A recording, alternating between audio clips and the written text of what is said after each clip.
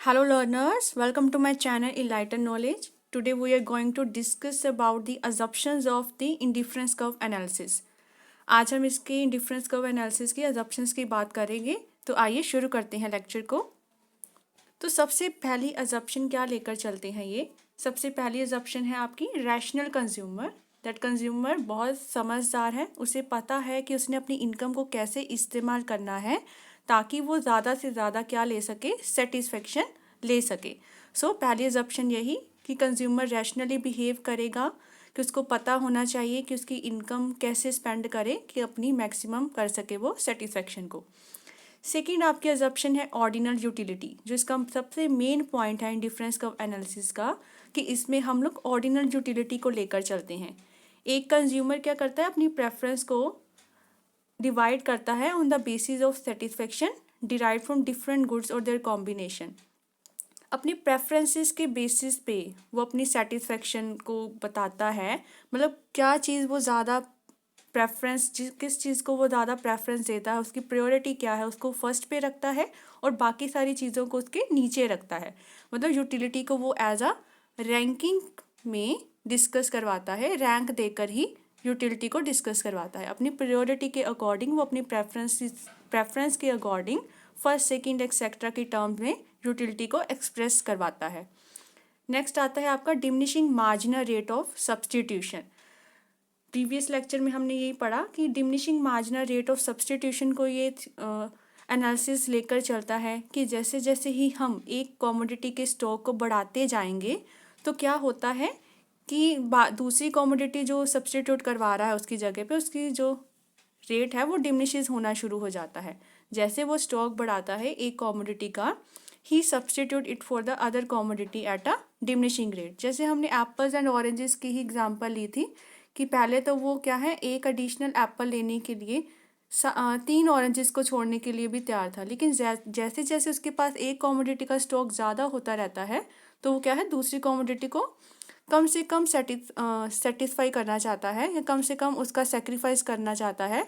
तो that means यहाँ पे क्या था, पहले 3 का डिफरेंस आया था, फिर 2 का डिफरेंस, फिर हमने 1 का डिफरेंस लिया था कि उसका जो मार्जिनल रेट ऑफ सब्सटीट्यूशन है वो क्या होता जा रहा है, डिमिनिशेस होता जा रहा है जैसे ही वो एक कमोडिटी के स्टॉक को बढ़ाता जा रहा है।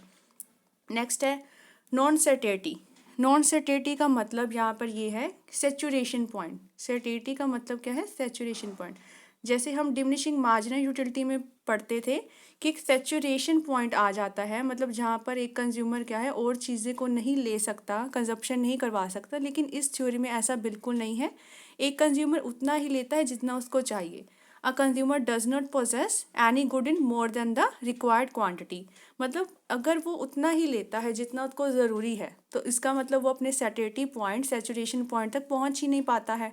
बस ये चीज़ यहाँ पे ध्यान रखनी है कि कंज्यूमर हमेशा क्या है, मोर क्वांटिटी ऑफ गुड को ही प्रेफर करता है लेस क्वांटिटी ऑफ गुड पे।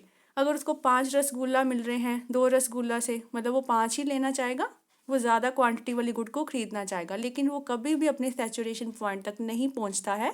ये बात आपको इसमें ध्यान रखनी है, इसीलिए इसकी अजप्शन है non certainty. Next is consistency in selection. एक कंज्यूमर बहुत ही कंसिस्टेंट होता है अपनी सिलेक्शन करवाने में। इसका मतलब ये कि अगर उसको ए कॉम्बिनेशन पसंद है, ए कॉम्बिनेशन पसंद है बी कॉम्बिनेशन से ज़्यादा, तो वो हर हालत में किसी भी पीरियड ऑफ टाइम में बी को प्रेफर नहीं करवाएगा ए के ऊपर। ठीक है, मतलब वो ए को ही लेगा, वो अपनी जो कॉम्बिनेशन है उस पर कंसिस्टेंट है।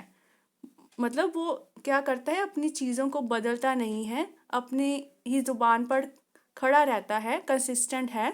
तो अगर वो एक कॉम्बिनेशन को प्रेफर करवा रहा है बी कॉम्बिनेशन पे, तो कोई भी पीरियड ऑफ टाइम आ जाए वो बी को कभी भी प्रेफर नहीं करवाएगा ए कॉम्बिनेशन पे।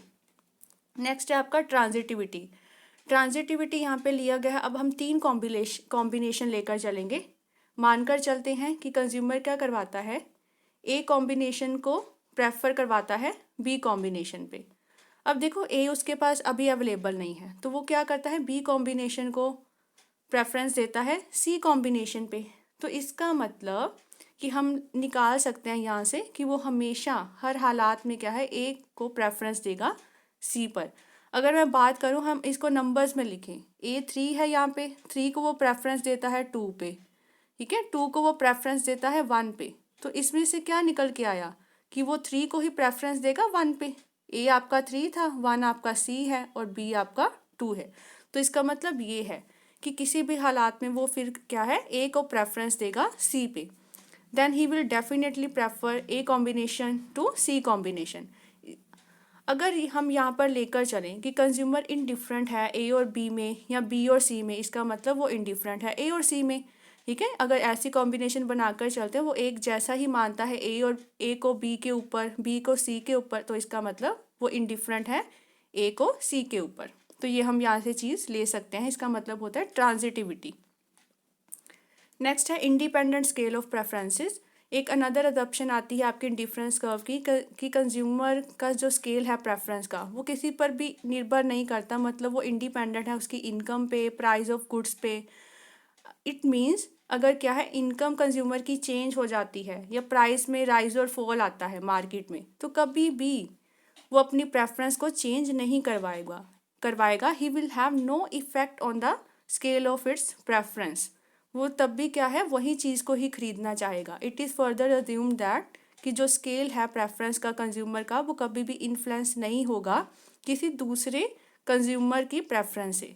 यही चीज़ है, वो इंडिपेंडेंट है स्केल ऑफ प्रेफरेंस से, वो किसी दूसरे को देखकर अपनी प्रेफरेंस को चेंज नहीं करवाएगा, या फिर इनकम या प्राइस ऑफ गुड उसकी प्रेफरेंस को चेंज नहीं करवाएंगे, उसका कोई भी इफेक्ट नहीं पड़ेगा एक कंज्यूमर की स्केल ऑफ प्रेफरेंसेस पे। तो ये इसकी सारी अजप्शंस थी इस थ्योरी की। आई होप आपको क्लियर हो गया होगा। अगर वीडियो पसंद आई हो, इस चैनल को ज़रूर सब्सक्राइब कीजिए, like share and comment and press the bell icon, ताकि हर वीडियो की नोटिफिकेशन आपको टाइम टू टाइम मिलती रहे। Thank you.